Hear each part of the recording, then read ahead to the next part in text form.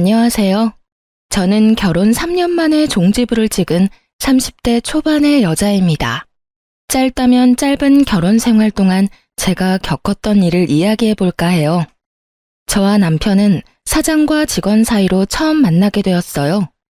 저는 고등학교를 졸업하자마자 제 꿈을 위해 대학 진학이 아닌 일찍이 사회생활을 시작했어요. 정말 제가 할 수 있는 일이라면 뭐든 가리지 않고 열심히 했죠. 그렇게 6년이란 기간 동안 악착같이 돈을 모았고 제 나이 27에 드디어 제 꿈을 이뤘어요.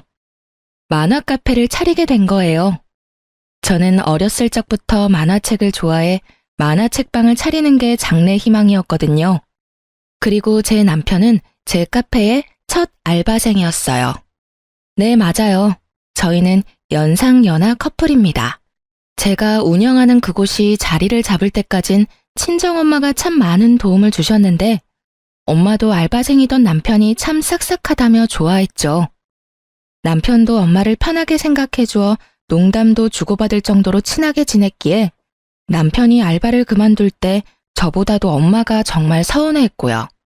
남편만큼 저희와 일하는 게 잘 맞는 사람도 없어서 남편이 그만두고 나서 알바생을 다시 구하는 게 정말 오래 걸렸어요. 그런 남편과 4년 후쯤 다시 만나게 되었습니다. 정확히 표현하자면 남편이 저를 찾아와 주었어요. 제가 여전히 그 자리에서 만화 카페를 운영하고 있다는 걸 알고 우리가 정말 깊은 인연이라는 생각이 들었다고 해요. 4년 후 다시 만난 그이는 어엿한 어른이 되어 있었어요. 좋은 회사에 취직해 앞날 창창한 직장인이었고요. 남편은 돌고 돌아 다시 만난 소중한 사람이라며 온 진심을 다해 저를 사랑해 주었어요. 그 마음에 저는 남편과 미래까지 약속하게 되었어요. 결혼 인사를 갔을 때 엄마가 남편을 바로 알아보곤 얼마나 좋아하셨는지 몰라요. 엄마, 나랑 결혼을 전제로 만나고 있는 사람이야. 엄마한테 가장 먼저 소개하고 싶었어요. 어머, 너 건이 아니니? 이게 무슨 일이야? 이게 어떻게 된 거야? 너희가 지금 교제 중이라고? 건강히 잘 지내셨죠? 너무 오래전이라 못 알아보실 줄 알았는데 저 알아보시겠어요? 어머, 얘는 더 멋져진 것 빼곤 그대로인데 어떻게 널 못 알아보겠어? 참 우리가 깊은 인연은 인연인가 보다. 이렇게 다시 만나게 되고 말이야. 네, 이제는 큰 사장님과 사장님이 아닌 장모님으로 더 깊은 인연으로 발전하기 위해 이렇게 용기 내서 찾아왔어요. 저희 결혼하고 싶습니다. 허락해 주십시오. 너무 이상하고 낯설다. 예전에 내가 알던 건희 모습 그대로라면 나는 너무 좋지. 그때 내가 내게 내 사위로 삼고 싶다고 했던 농담이 이렇게 현실이 될 줄이야. 정말 꿈만 같다. 내 딸 잘 부탁하네, 박서방. 저희 친정엄마는 제 남편이라면 무조건 승낙이라며 자기의 꿈을 이룬 것만 같다고 말씀하셨어요. 제 시부모님도 어린 나이에도 꿈을 위해 나아가 끝내 이룬 제 강단이 훌륭하다며 저를 예쁘게 봐주셨죠. 그렇게 저희는 양가 부모님의 큰 축복 속에 차근히 결혼 준비를 하며 딱 1년 후 성대한 결혼식까지 올리게 되었어요. 그때까지만 해도 저는 제 앞날이 꽃길일 거라 굳게 믿었고요. 하지만 그런 제 믿음은 서서히 금이 가기 시작해버렸죠. 바로 저를 탐탁지 않아 했던 단 한 사람 때문에요. 남편에게는 저보다 1살 어린 누나가 있었어요. 네, 저를 마음에 들지 않아 했던 유일한 사람이 바로 신우입니다. 신우는 저의 존재를 언짢아 했어요. 그 이유는 제게는 참 황당 그 자체였죠. 학력은 고졸해 고작 만화 카페를 운영하는 하찮은 사람이라며 자기 가족이 되기에 저는 너무도 부족하다고 여겼어요. 제 신우는 대학을 졸업하자마자 대기업에 취직까지 한 똑똑한 사람이에요. 직장인으로 지내면서도 배움에 대한 집착이 여전히 컸던 사람이라 가방끈 짧은 저를 성에 차지 않아 했어요. 그런 사람이 있는 집안에 왜 시집까지 갔느냐고요? 그만큼 저는 남편을 사랑했고 또 시부모님도 제게 참 잘해주셨으니까요. 시부모님은 신우가 제 험담이며 무시할 때 늘 제 편에 서주셨거든요. 도대체 건이 너는 쟤 어디가 좋다고 결혼까지 하겠다는 거야? 우리보다 한참 부족한 저런 애가 시집을 오면 집안 망신인 거 몰라? 대학 문턱도 못 밟은 데다 다른 것도 아니고 만화 카페? 진짜 허접하다 못해 볼품없잖아. 난 정말 이 결혼 싫어. 반대라고. 어허, 예비 며느리 앞에서 예의를 갖춰라. 아무리 철이 안 들었다지만 나이값도 못하고 사람을 단면만 보고 판단하는 것만큼 어리석은 짓도 없다. 매사에 깊이 생각하고 경솔한 언행은 삼가해라. 다른 면에서는 너보다 훌륭한 점이 많은 아이란 걸 왜 몰라? 아빠, 무슨 그런 망발을 해. 내 어디가 어때서 저런 뭐 하나 잘난 것 없는 저 애랑 비교하느냐 말이야. 내가 보기엔 나 빼고 여기 있는 모든 사람이 다 어리석다고. 누나, 말 조심해. 나랑 미래를 약속한 사람이야. 지금처럼 무시하는 태도 더는 못 참아. 자기 꿈을 위해 포기할 줄 알고 또 명확히 선택할 줄 아는 멋진 사람이야. 누나나 나처럼 부모 그늘에서 더 쉽게 모든 것을 얻은 우리와는 비교도 안 될 만큼 현명한 사람이라고. 저는 제 가치를 분명히 알아봐주는 남편과 시부에게 감사했어요. 이런 가족이라면 신우의 미움쯤이야 감내할 수 있을 거라 생각했고요. 저는 제게 마음 써주는 시부모님이 좋았고, 그래서 자주 함께하며 예쁨 받기 위해 더 노력했어요. 시댁에서 예쁨을 받는다면 모든 며느리가 걱정하는 고부 갈등쯤은 잘 극복하며 정말 딸처럼 시댁 사랑받으며 지낼 수 있을 테니까요. 하지만 여러 차례 시부모님께 쓴소리를 들은 신우는 변함없었어요. 이미 저를 색안경 끼고 바라보았기 때문에 제 노력을 무시하고 저더러 시부모까지 꼬여낸 불려우라고 했거든요. 태생이 꼬리치는 팔자를 타고 나서 똑똑한 신랑을 꼬셔낸 것도 모자라 시부모님까지 꿰어내려 아양을 떨어댄다고 저를 너무 싫어하더라고요. 오죽하면 한참 결혼 준비에 눈코 뜰 새 없이 바쁜 날들을 보내고 있을 때 시댁 식구들 모르게 제게 찾아와서는 못나게도 굴었어요. 나보다 나이 조금 더 먹었다고 가르치려 들지 말고 잘 들어. 더는 눈꼴 셔서 못 보겠으니까 이만큼 우리 가족 기만하면서 재미 봤으면 어쩌지 못할 관계까지 가기 전에 그만 내 동생이랑 헤어져. 내 동생이랑 결혼해서 기구한 팔자 펴볼 생각인 거 누가 모를 줄 알아? 저는 어머님과 아버님을 기만한 적이 없어요. 형님, 그리고 건희 씨와 헤어질 마음도 없고요. 모두 좋은 분들이라는 걸 너무 잘 알아요. 물론 형님도 좋은 분일 거라고 생각해요. 저의 어떤 부분이 마음에 들지 않는지 잘 알아요. 제가 꿈을 위해 했던 선택들이 오답이라고 여기시는 거죠. 하지만 꼭 대학을 나와야지만 인성이 갖춰지는 건 아니잖아요. 제 학력과 직업만으로 판단 마시고 저라는 사람을 좀 찬찬히 봐주세요. 네가 뭔데 내가 좋은 사람이고 아니고를 판단해. 머리도 멍청한 게. 아는 척하고 싶은 거 누가 모를 줄 알아? 잔말 말고 내가 좋은 말로 할 때 파혼해. 개망신 당하고 싶은 거 아니면 내가 시키는 대로 하는 게 좋을 거야. 물론 이 이야기가 우리 가족 귀에 들어갔다간 넌 내 손의 끝인 줄 알아. 내 동생이 현명한 사람이라니까 얼마나 현명한지 헤어짐으로 증명하라고. 아니요, 지금 분명히 말씀드릴게요. 저는 형님으로 인해 파혼할 생각은 없어요. 형님이 뭐라고 말씀하시든 제게는 안 통한다는 말이에요. 아직 저를 받아들일 준비가 안 되셨다는 거 명확히 알았으니 제가 앞으로 형님께 더 좋은 모습 보이도록 노력할게요. 그러다 보면 형님도 제 있는 그대로를 봐주실 날이 올 거라고 믿어요. 진짜 말이 안 통하는 인간이네. 내 동생한테 기생할 생각 말고 너 갈 길 가라니까. 동네 만화방이나 하는 게 뭐 잘났다고 우리 집안 사람이 되겠대. 지금 네가 운영하는 카페 문 닫고 싶어? 어? 동네 장사가 얼마나 우스운 건지 네가 몸소 체험을 해봐야 정신 차릴래? 형님, 저더러 너너거리면서 말하는 건 조심해주세요. 제가 나이도 더 많은데.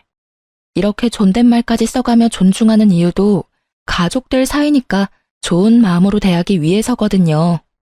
형님도 아무리 제가 마음에 안 들어도 언행에 신중을 기해주세요.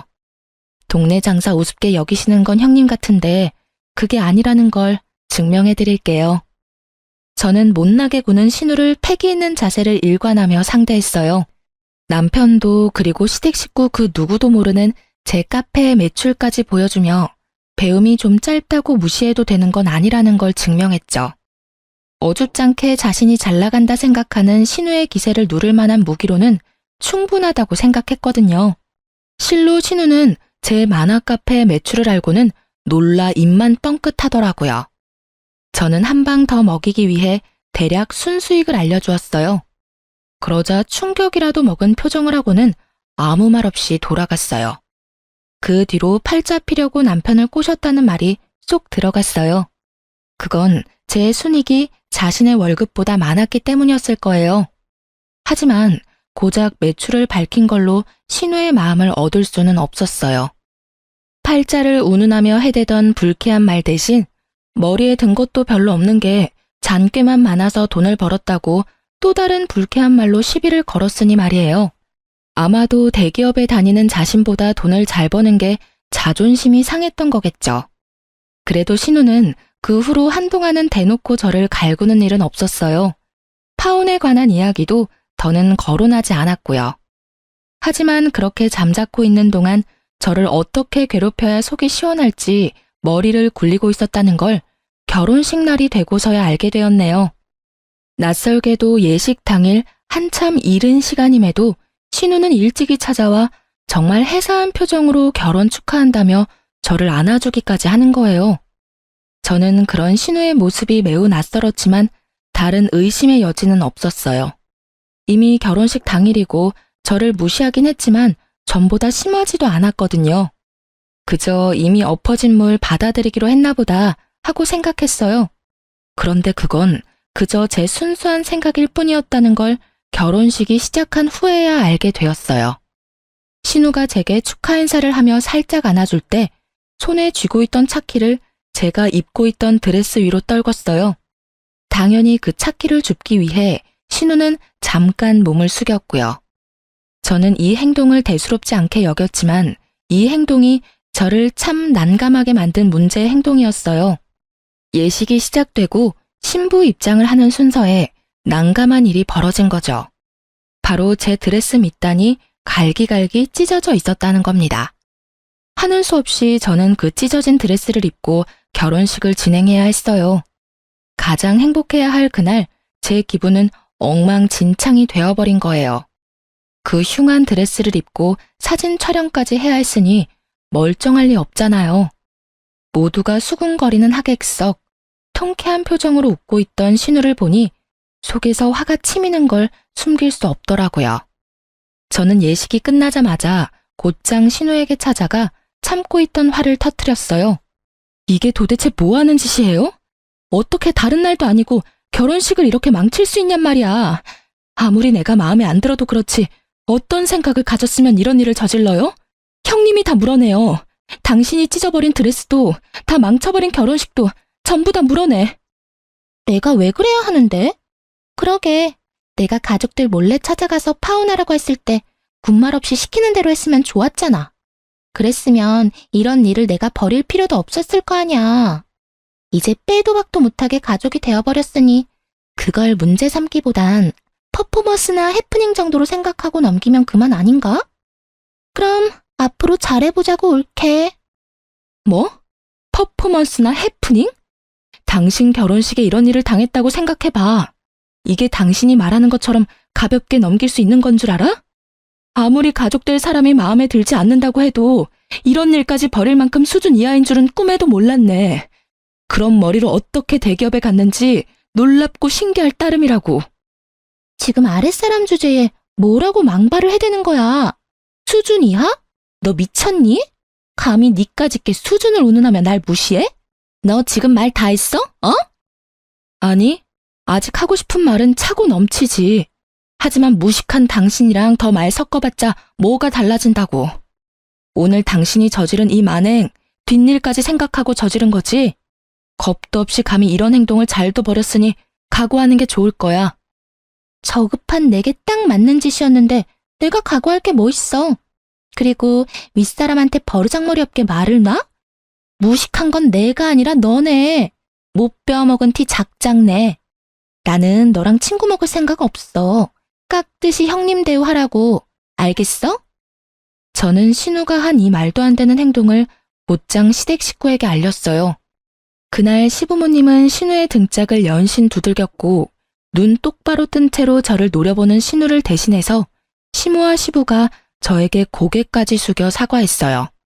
그런 시부모님의 모습에 신우는 제가 뭐라고 그렇게까지 사과를 하느냐며 성을 냈지만 시부모님은 그런 신우를 더욱 나무랐어요.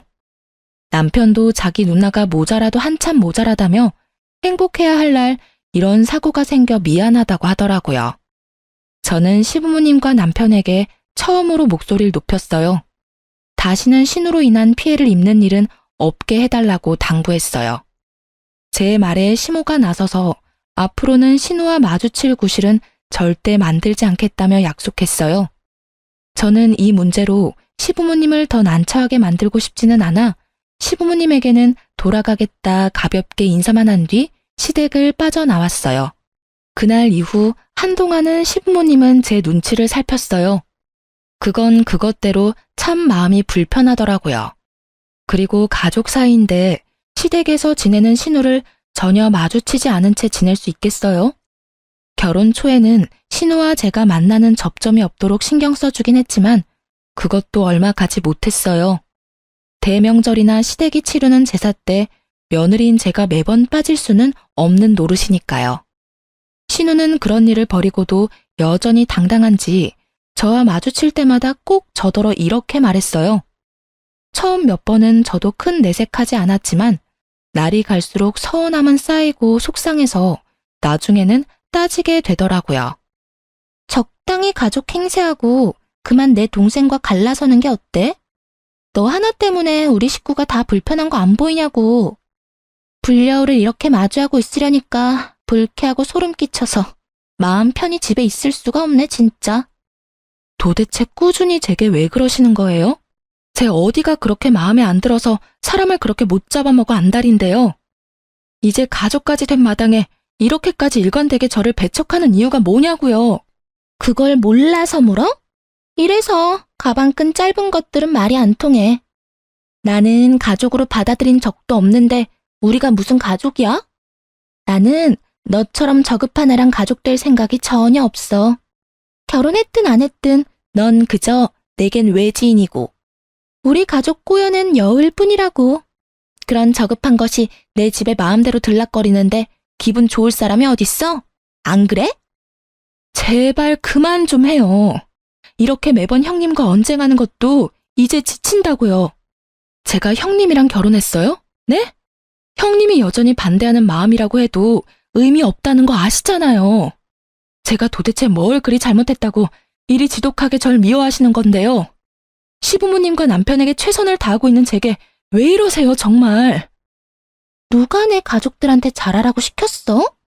네가 하고 싶어서 하는 거면서 왜 나한테 언성을 높여? 그런 거 안 해도 된다니까? 그냥 우리 집에서 좀 사라져 주라고. 네 갈 길과 우리 가족의 갈 길은 다르다고. 네가 사는 그 싸구려 삶에 내 가족들까지 넣지 마. 그게 난 불쾌하다고. 네 존재가 내겐 그저 끔찍한 암덩어리 같다고. 말 가려서 하세요. 제가 일건 모든 걸 싸구려 취급하지 마시라고요. 형님께서 저에 대해 뭘 얼마나 잘한다고 그렇게 치부하시는 건데요? 지금의 저는 제 모든 노력의 결실이 되어 만들어진 모습이에요. 형님과 다른 길을 걸었다고 제가 그런 취급을 받아도 되는 게 아니라고요. 네 노력이 얼마나 하찮은지 보여주는 거네 그럼. 넌 죽었다 깨어나도 내 가족이 될 수 없어. 그러니 제발 좀 내 눈앞에서 사라져줘. 아니, 우리 가족 앞에서 없는 사람이 되어줘. 널 이렇게 마주하는 순간순간 우라가 치밀어 미치겠다니까? 결국 저와 신우는 긴 말다툼으로 번졌고 그날 이후 저는 시댁에 찾아가지 않았어요. 제가 아무리 노력한들 달라지는 건 없다고 느꼈거든요. 시부모님도 시댁에 들르지 않는 저를 이해하는 듯 했어요. 자기들의 딸이 며느리인 저를 매몰차게 밀어내니 어쩔 도리가 없었겠죠. 그렇게 시댁과 거리를 두고 지낸 지 6개월쯤 됐을까요? 그 기간 동안 무슨 일이 생겼던 건지 신우가 제게 먼저 연락을 해왔어요. 그것도 아주 나긋나긋한 목소리로 제게 잘 지냈냐는 안부를 다묻더군요. 하지만 저도 결혼식 날 당했던 전적이 있어 쉬이 경계가 풀어지지 않았어요. 그런데 신우가 제게 꼭 부탁할 것이 있다는 거예요. 절대 못나게 굴 생각으로 연락한 게 아니라며 시간 좀 내달라고요. 그리도 저를 하대하던 신우가 돌연 부탁이라니 어떤 걸지 전혀 짐작도 가지 않았어요. 저는 카페 자리를 비울 수 없던 터라 제 만화 카페로 와달라고 했고 그렇게도 끔찍해하던 제 만화 카페까지 흔쾌히 오겠다고 하더군요. 신우는 제 카페에 와서는 그날따라 이상하게도 이곳저곳 살펴댔어요. 저는 그런 행동이 너무도 의아했지만 혹시나 직장을 그만두고 사업이라도 벌이려는 건가 하는 생각이 들더라고요. 물론 제가 입 밖으로 그 말은 꺼내지 않았지만요. 그런데 제가 무슨 말을 꺼내기도 전에 신우가 먼저 입을 열었어요. 저더러 꼭 비밀이라며 저만 알고 있으라며 이야기하기 시작했죠. 신우의 말은 이랬어요. 얼마 전 직장에서 부당한 일을 당하게 되었고 그로 인해 번아웃이 왔다고요. 그래서 막무가내로 앞뒤 생각 없이 사직서부터 던지고 나왔는데 뭘 해본 적이 없으니 막막하다는 거예요. 그러면서 넌지시 저에게 처음부터 그렇게도 못나게 굴었던 이유를 털어놓았어요. 내가 올케한테 참 모진 언행을 일삼았잖아. 그게 다 부러움이랄까 질투랄까 그런 감정 때문이었어. 네? 갑자기 그게 무슨 말씀이세요? 질투라니 형님께서 제게 무슨 질투를 느꼈다는 건지 전혀 모르겠는걸요. 당연히 모르겠지. 내 가족들도 모르는 내 마음을 올케가 어떻게 알겠어? 사실 나도 올케처럼 가슴에 품었던 꿈이 있었어. 내 모든 것이 오롯이 담긴 나만의 가게를 차리고 싶었다고 나도. 하지만 나는 남의 시선이 참 중요한 사람이라 그러지 못했어. 올케도 알잖아. 내 학벌에 대한 내 근자감 말이야. 근자감이라뇨. 자신감이라는 표현이 맞죠. 저는 대기업 다니는 형님이 참 똑똑한 분이라고 생각해요. 아무리 저에게 못되게 구셨어도 그 생각은 변함없고요. 그렇게 말해줘서 고마워, 올케. 아무튼 나랑 다르게 남의 시선 생각 안 하고 꿈을 이뤄낸 올케가 너무 부러웠어. 그래서 그게 너무 배 아프더라고. 시샘을 부르지 않을 수가 있어야지. 미안해. 진심이야. 그런 마음에서의 미움이었다니 전혀 몰랐어요. 그런데 갑자기 제게 이런 말씀을 하는 이유를 좀 물어도 될까요? 나도 일이 이렇게 된 김에 나만을 위한 무언가를 이루고 싶어. 그런데 아무것도 모른 채로 맨 땅에 헤딩하는 것보단 이미 그 길을 걸어온 올케에게 털어놓고 도움을 받고 싶어서 말이야. 혹시 날 좀 도와줄 수 있을까? 이 기회로 형님과 좋은 관계로 발전할 수 있다면 제가 할 수 있는 최대한 도움을 드려야죠. 구체적인 계획은 있으세요? 괜찮다면 제게 알려주시면 좋겠어요. 사실 아직 구체적으로 뭔가 계획을 세우진 못했어. 나한테도 너무 급작스러운 상황이라서. 저기 그래서 말인데 괜찮다면 올케네 가게에서 아르바이트라도 하며 일을 좀 배울 수 있을까? 신우의 고백은 정말 예상치 못했던 이야기였어요. 제 도움이 필요하다며 사과까지 하는 신우를 어떻게 돕지 않을 수 있겠어요? 드디어 저를 가족으로 인정받는 것 같아 들뜨기까지 했던걸요. 저는 신우의 부탁에 마침 2호점을 준비 중이었던 터라 1호점을 저 대신 관리해줄 직원으로 신우를 고용하면 좋겠다는 생각에 흔쾌히 신우의 부탁을 들어주었어요. 신우는 처음 한 달 동안은 제게 적극적인 태도로 일을 배웠어요. 가끔 손님이 없어 한가할 때는 신우와 시시콜콜한 이야기까지 나누며 정말 더없이 좋은 날들을 보냈죠. 하지만 앞으로도 이렇게 잘 지낼 수 있기를 희망하던 저의 기대가 와르르 무너지기까진 그리 오래 걸리지 않았네요. 신우에게 1호점 관리를 맡긴 지 석 달 만에 어김없이 일이 생겼어요. 그날은 제가 2호점 오픈 준비가 거의 끝나갈 쯤이기도 하고 신우가 첫 달과는 달리 시간이 갈수록 업무에 관한 미흡한 부분이 많아져서 넌지시 이야기도 할 겸 식사 자리를 함께 하려고 했죠. 그렇게 평소보다 조금 일찍 1호점으로 넘어갔어요. 그런데 제 만화 카페가 정말 난장판도 이런 개판이 없다 싶을 정도로 엉망인 거예요. 거기다 신우는 손님이 있건 없건 어디서 났는지 카운터 밑에 이불까지 펴고 누워있는 겁니다. 저는 그런 신우 모습에 머리 끝까지 화가 났어요. 이게 다 무슨 꼴이에요? 여기 이렇게 누워 계시면 어떡해 해요? 손님이 안 계신 것도 아니고 카페도 엉망진창인데 이리 태평하게 쉬고 있으면 안 되죠. 관리할 게 뭐 있어. 손님들한테 책 보고 나면 밤납대에 꽂지 말고 제자리에 바로 꽂아두라고 말해놨어. 그리고 먹은 음식들은 이따 퇴근하기 전에 몰아서 설거지하는 게 편하잖아. 그릇 부족하면 다 떨어졌다고 하면 그만이고. 옳게. 사장이라고 유난 떨지 마. 꼴 사나워 보여. 형님, 저더러 도와달라고 하신 지 얼마나 되셨다고 이렇게 의욕 없이 퍼질 수 있어요. 그리고 어쨌든 제가 매달 노동값을 지불하는 입장인데 이렇게 관리가 안 되면 제가 어떻게 월급을 챙겨드려요? 참 더럽게 쫑알대네. 월급 얘기가 나와서 말인데 내가 생각해보니까 이렇게 내가 시간 낭비할 필요 없지 싶어. 어차피 끝까지 나 돕기로 하고 시작한 거잖아. 그러니까 그냥 잔말 말고 1호점 매출 딱 절반 떼서 매달 나한테 보내. 지금 무슨 말도 안 되는 소리를 하시는 거예요. 제가 왜 카페 매출에서 절반이나 형님께 드려요? 노동한 값으로 치면 지금 돈을 주는 게 맞나 싶을 정도라고요. 올케가 나 도와주겠다며. 이제 와서 모르쇠 하면 안 되지. 계속 주라는 것도 아니고 내가 당장 하고 싶은 게 생겼거든? 그게 자리 잡기 전까지 자금이 필요할 거 아니야. 그러니까 나 이렇게 부려먹으면서 돕는 척 말고 그냥 돈으로 편하게 도와주라고. 형님이 제 자식이라도 돼요? 아니, 자식도 그렇게 거저먹으려고는 안 하죠. 어떻게 그런 뻔뻔한 요구를 할 수 있는지 황당할 뿐이네요. 오늘까지 근무하신 거 계산해서 입금해 드릴 테니까 내일부턴 나오실 필요 없어요. 그리고 형님 말한 것처럼 할 생각도 없으니 꿈도 꾸지 마세요. 매출 절반 상납하는 게 뭐 어려운 일이라고 또 사람 승질을 건드려? 허드렛 일 투성이인 이 일을 내가 왜 해야 하는데? 가치도 없는 이 거지 같은 일을 왜? 네가 그럼 그렇지. 니까지 것이 뭘 얼마나 위대한 일을 했겠어. 다음 달부터 매달 총 매출의 반 나한테 상납해. 돕겠다고 입 밖으로 말을 뱉었으면 찍소리 말고 내가 시키는 대로 해. 저는 끝까지 단호하게 그럴 수는 없다고 거절했어요. 그리고 다시는 제 카페에 발도 들일 생각 말하고 딱 잘랐고요. 그런데 그때부터 신우는 내게 돈을 맡겨놓기라도 한 사람처럼 매일같이 저를 찾아와서는 돈 타령을 하며 저를 볶아댔어요. 정말 이렇게까지 더럽게 얽힌 인연이 있을까 싶을 정도로 징글징글 하더라고요. 돈 타령만 했으면 나았을까요?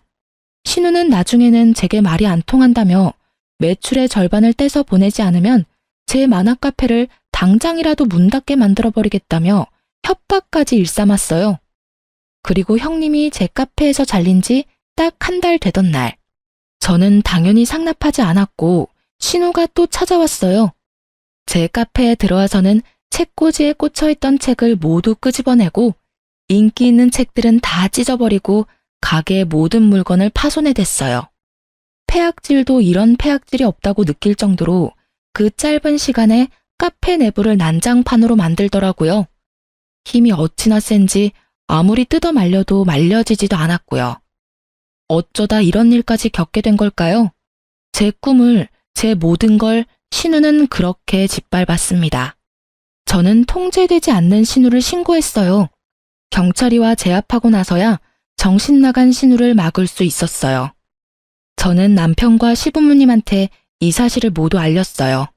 그리고 영업방해로 신우를 고소했어요. 시댁 식구들은 제게 결혼식 때 있었던 사건처럼 사과하며 선처해달라고 하더군요.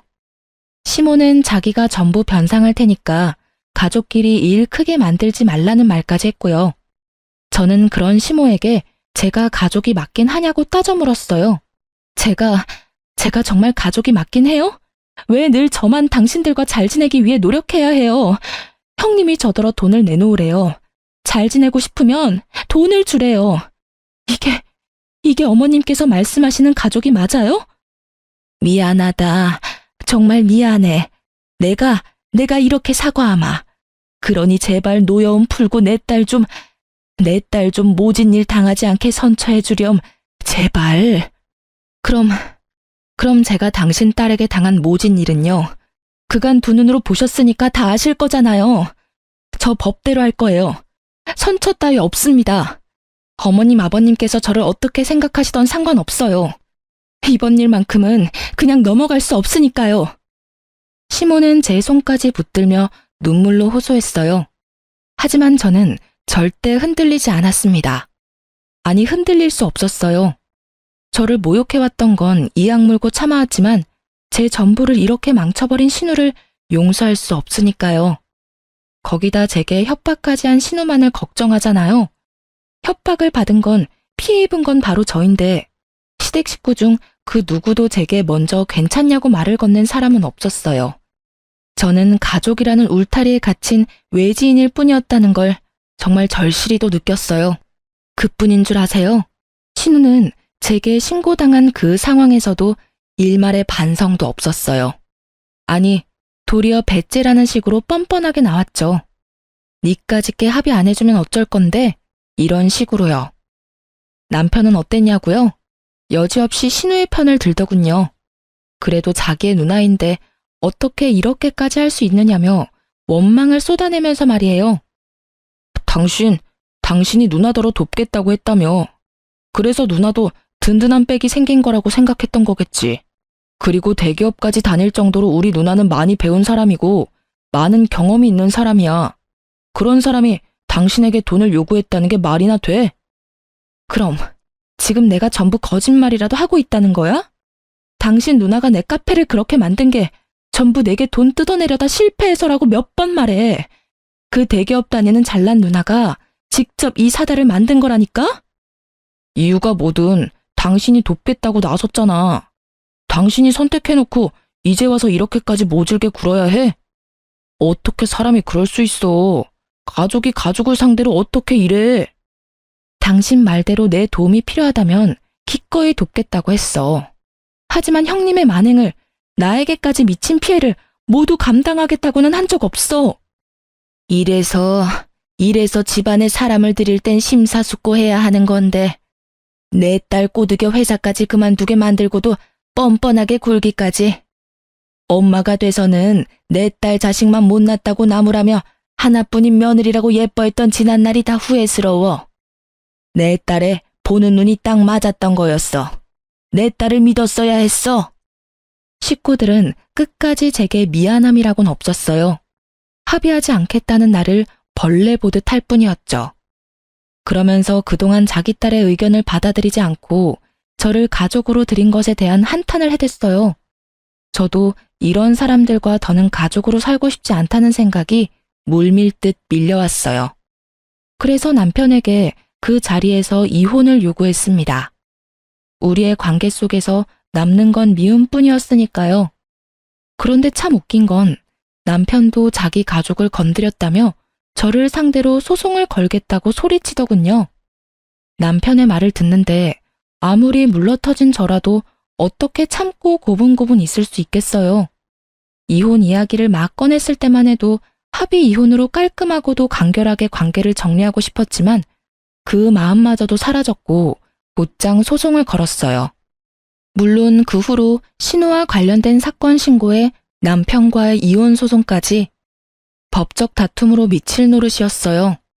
거기다 신우로 인한 제 카페에 큰 손실까지 감당하며 다시 처음부터 시작하는 마음으로 임하다 보니 힘든 날의 연속이라고 해도 과언이 아닐 정도였죠. 그 와중에 시부모님은 그렇게도 저를 찾아와 악담을 퍼부어댔어요. 시부는 저더러 만화 가게나 하는 못 배운 것이라며 신우와 똑같은 말로 저를 무시해댔고 시모는 저더러 야살스럽다는 말까지 하더군요.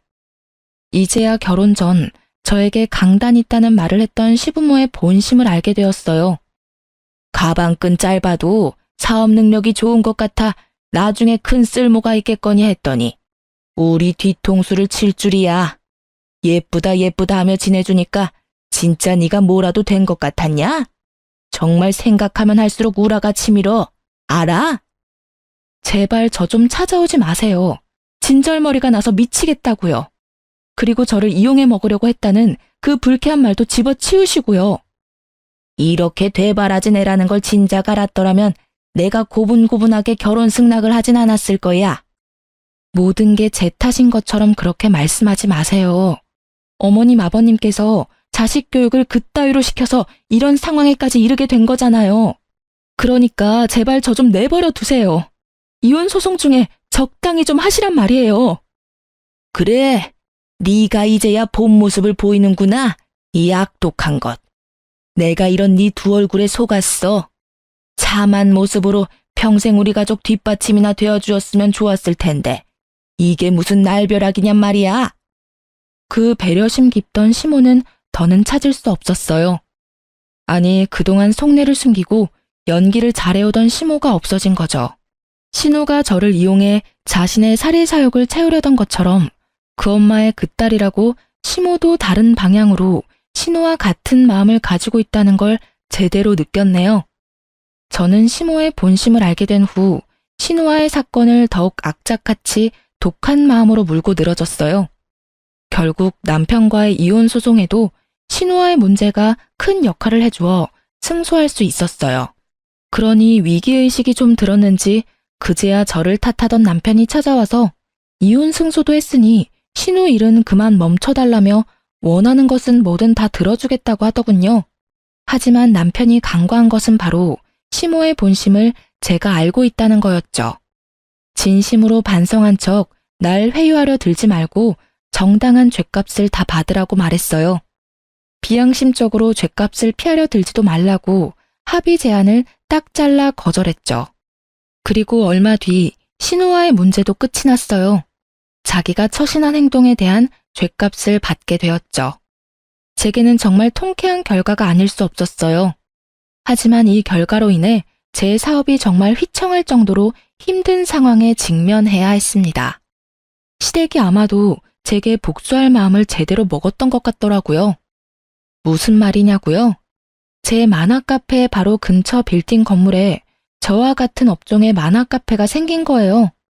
크지 않은 동네에 이렇게 꼭 붙어 있는 것도 매출에 영향을 주는데 그곳이 제 카페를 콕 집어 옆 만화 카페보다 저렴한 곳이라고 홍보까지 해대는 통에 정말 오랜 단골 손님이 아니고는 저희 카페에 걸음하는 손님들이 확 줄어버린 거죠. 그런데 알고 보니 그 만화 카페의 사장이 다름 아닌 이전 시모였고 그곳에서 관리하는 사람은 바로 이전 신우였어요. 저는 그 사실을 알고는 그 만화 카페에 가서 난리를 쳤어요. 이 상도덕도 없는 인간들아. 버젓이 내 카페가 있다는 걸 알면서도 근거리에 같은 업종으로 선택해서 가게를 차려? 어떻게 끝까지 나를 이리도 괴롭힐 수 있어? 상도덕? 네가 상도덕 운운할 상황은 아니지 않나? 네가 말하는 상도덕은 네가 먼저 안 지켰지. 그게 뭔 줄도 모르는 사람처럼 처신했잖아. 내가 언제? 결혼하기 전부터 이혼한 후까지 이렇게 나를 복가대며 괴롭히는 이유가 뭐야? 도대체 당신들 나한테 왜 이렇게까지 하는 거냐고. 그러게. 내 동생이랑도 헤어질 거면 좋게 합의하고 알아서 정리했으면 좋았잖아. 가족을 상대로 콩밥 먹일 작정을 했던 것부터가 넌 상도덕에 어긋난 인간 말종이라는 거야. 내 딸 말이 맞다. 네가 먼저 우리를 우습게 여겼잖냐? 그러게 잠자코 있었으면 이런 꼴을 안 당했겠지. 아들과의 이혼은 부부의 문제니 그렇다 쳐도 내 딸의 문제는 전혀 다르니까 말이야. 이게 다 네가 자초해서 생긴 일이니 어디 한번 감당해 보렴. 저는 여전히 저에 대한 앙금이 남아있는 두 사람의 난잡한 대응이 너무도 기가 차고 황당했어요. 여전히 저를 탓하고 있는 이 인간들에게 당한 것에 대한 바른 대처를 했을 뿐이라고 말했어요. 하지만 그런 제 말에 이죽거리며 웃더니 저더러 온 식구를 범죄자 취급하는 쓰레기라며 그런 저는 돈 한 푼 벌어가면 안 된다며 어디 한번 누가 이기나 한번 해보자는 거예요. 저는 몇 날 며칠을 머리를 감싸주며 고민했어요. 그런데 그렇게 시간이 흐를수록 제 매출은 점점 큰 타격을 입기 시작하니 어쩔 도리가 없더라고요. 하지만 세상의 이치는 변함이 없다는 걸 시간이 조금 더 지나고서야 다시금 깨닫게 되었어요. 어떤 이치를 말하느냐고요? 못된 사람이 호의호식하며 잘 살 수 없다는 건 말이에요. 전 시모와 신우가 하는 가게는 처음 두어 달은 일명 오픈빨과 저를 저격한 파격 할인 행사 덕에 장사가 잘 됐어요. 하지만 한자리에서 오랜 시간 버티며 장사해온 저를 이길 순 없었습니다. 오픈빨이 떨어질 쯤 되니 이상한 추문을 달고 다니기 시작했거든요. 가게 운영하는 사장 언니가 불친절하고 판매하는 음식에서 불결한 냄새가 난다는 소문이었어요. 그리고 하루하루 지날수록 그 추문은 점점 구체적으로 변해갔죠. 그런데 그렇게 큰 소리를 치며 저를 긁어대던 전신우가 갑자기 저를 찾아와서는 자기들이 운영하는 카페가 망할 위기라며 분위기며 매장에 채워둔 책까지 제가 운영하는 곳과 비슷하게 했는데 자기들 만화 카페는 왜 오픈한 지 몇 달 만에 이런 일을 겪을 수 있는 거냐고 이럴 땐 어떻게 하냐고 묻는 거예요. 하지만 제가 머리에 총 맞은 게 아니고서야 그 시커먼 속을 다 아는 입장에서 어떻게 도와주나요? 저는 단호하게 신우에게 왜 상도덕도 모르는 사람을 제가 도와주어야 하냐며 허튼 소리 하지 말고 내 카페에서 나가달라고 했어요. 그러자 신우는 도와달라고 말할 때와는 전혀 다른 표정을 하고선 입소문이라는 게 얼마나 무서운 건지 한번 경험해 보겠느냐며 협박을 하기 시작했어요. 하지만 저는 굴하지 않았어요. 제가 쌓아온 경험만으로 저는 이미 여러 차례 시행착오를 이겨왔으니까요. 저는 그런 신우에게 다시 법정에 서고 싶다면 어디 한번 입을 함부로 놀려보라고 말했죠. 신우는 제게 가짜는 협박이 통하지 않자 역성을 내며 말했어요. 사업 경력 조금 된다고 눈에 뵈는 게 없나 보지? 너도 우리 카페 생기고 장사 안 되잖아. 그러면서도 그 알량한 자존심은 아직 남았나 봐? 네 그 하찮은 자존심으로 네 가게가 제대로 망해봐야 정신을 차리지? 우리가 너보다 배움이 더 많은데 너보다 못할 리가 없으니 말이야. 제발 네 카페가 얼마 못 가 망하길 바래. 그래야 우리가 재미를 보지. 덜 떨어진 말을 그리도 길고 정성스럽게도 할 필요가 있나? 지금이 어떤 상황인지 네 발로 직접 여기까지 와놓고도 몰라? 내가 망하기 전에 당신네들 카페가 먼저 망할 것 같은데 덕분에 내가 재미를 보게 생겼네? 할 말 다 했으면 그만 가줄래? 너희 망해가는 꼴 보려면 팝콘 좀 튀겨야 해서 말이야. 이 멍청한 게 뭐라고 짓거리는 거야? 너 두고 봐. 내가 가만히 두나 보라고. 네가 언제까지 이렇게 큰 소리나 칠 수 있을지 말이야. 두고 볼 것도 없는 게 까불지 마. 그리고 이제 우리 완전 남남인데 예의 좀 갖춰. 나이 차이도 나는 윗사람한테 눈 그만 부라리고. 제 말에 씩씩대며 돌아갔어요. 그리고 그로부터 한 달 뒤 두 사람은 제게와 무릎을 꿇었습니다. 알고 보니 전 시모와 신우가 차린 만화 카페는 전 남편과 전 시부 몰래 운영하기 시작한 거더라고요. 가진 비상금이 없던 상태에서 집안 남자들 몰래 대출까지 받아서 차렸던 거였어요. 그때만 해도 고졸인 저도 일궈낸 사업을 자기들이라고 못할 것도 없지 라는 자신감으로 말이에요. 오픈빨이 뭔지도 모르고 초반에 장사가 꽤 된다고 생각했던 오만함에 개버릇 남 못 준다고 제 가게에서 신우가 행동했던 것처럼 자기들의 카페에서도 그 행실 그대로 했던 거죠. 그로 인해 매장 관리가 되지 않는 것에 대한 소문이 일파만파로 퍼지게 된 거고요. 전 시모와 전 신우는 빚만 지고 문 닫기 일보 직전이라며 제게 무릎까지 꿇고 손까지 빌며 제발 이번만 도와달라며 내가 시키는 대로 알려주는 대로 그대로 행하겠다고 애원하더군요. 아가, 우리가 남이 되긴 했지만 그래도 예정이 있잖니. 내가 널 좀 예뻐했니? 내 딸보다도 더 아꼈잖아. 그러니 제발 우리에게 작은 도움이라도 좀 줄 수 없을까?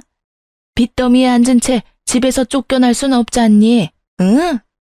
그래, 옳게. 우리가 그간 못되게 군 건 우리가 너무 옹졸했어. 이렇게 자존심 다 내려놓고 사과할게. 여전히 마음에 담아두고 있는 것 있다면 다 말해. 오늘 이 자리를 빌어 전부 사죄할게. 그러니 제발 엄마 말처럼 예정을 핑계 삼아 조금만 힘 좀 보태주면 안 될까? 제가 왜요? 내가 왜?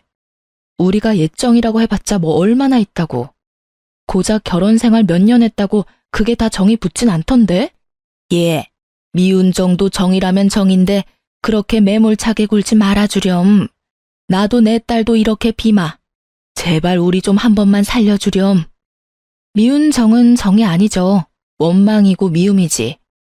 전에는 늘 제게 매몰차게 구시던 분들이 아쉬울 땐 더없이 나긋하게 구니까 혼란스럽네. 막말로 제게는 그곳이 망하는 게 더 좋은걸요? 오픈할 때 제 카페를 저격하는 글로 손님까지 뺏어가 놓고 이제와 이렇게 염치 없이 구는 거 정말 별로거든요.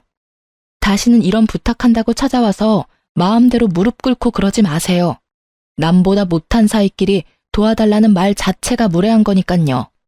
도울 가치도 없는 전시모아 신우를 카페에서 내쫓았어요. 그 후로 정말 얼마 못 가 전시모아 신우가 운영하던 만화 카페는 폐업하고 말았습니다.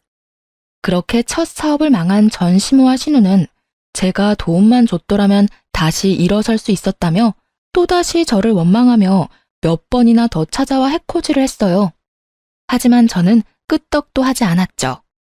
한 번만 더 내 카페를 찾아와 행패를 부린다면 시부에게 모든 사실을 말하겠다며 엄포를 놓았어요. 월세도 감당 못할 정도로 쫄딱 망해서 초기 자금도 제대로 회수하지 못한 채 빚만 남은 상태라는 걸 알고 있다고 말이죠. 이후로는 더 이상 행패를 부리러 찾아오진 않았어요. 그 후로 1년이 지난 지금까지도요. 저는 그 힘든 시기를 거치면서도 정말 열심히 살았어요. 그 덕에 2호점까지 안정적이게 자리를 잡아가고 있는 중이랍니다. 직원까지 고용해 전보다 편하게 일하고 있거든요. 많지 않은 나이에 이혼 딱지를 달고 살아가는 건 썩 유쾌하지는 않지만 그렇다고 제 이혼을 후회하지도 않아요. 이혼이라는 제도를 택한 건 제가 했던 수많은 선택 중에 손에 꼽을 만큼 잘한 선택이라고 여기니까요. 지금은 제가 좋아하는 걸 직업으로 삼고 또 이걸 이만큼 성공적으로 이뤘다는 것이 그저 자랑스러울 뿐이며 앞으로의 제 미래가 기대되거든요. 이제 제 곁에 남아있는 사람이 선하고 좋은 사람들만 남았다는 사실이 저에겐 큰 힘이 되거든요. 그 사람들에게만 오롯이 베풀며 살아가면 된다는 것이 더할 나위 없이 마음 편한 일이에요. 제 부모님께서는 짧은 결혼 생활을 끝마치고 다시 싱글이 된 저를 처음엔 많이 안타까워하셨어요. 하지만 제 선택을 인정해 주셨고 열심히 살아가고 있는 제 모습을 보며 늘 흐뭇해 하시네요. 아직도 저는 청춘이기에 앞으로도 많은 선택의 기로에 놓이겠죠. 부디 그 수많은 선택이 제 삶을 더욱 의미 있게 채워갈 수 있는 행운으로 가득하길 바라며 제 짧고도 파란만장했던 이야기를 마칩니다. 부디 제 사연이 시청자분께 재미를 선사했기를 바랍니다. 감사합니다.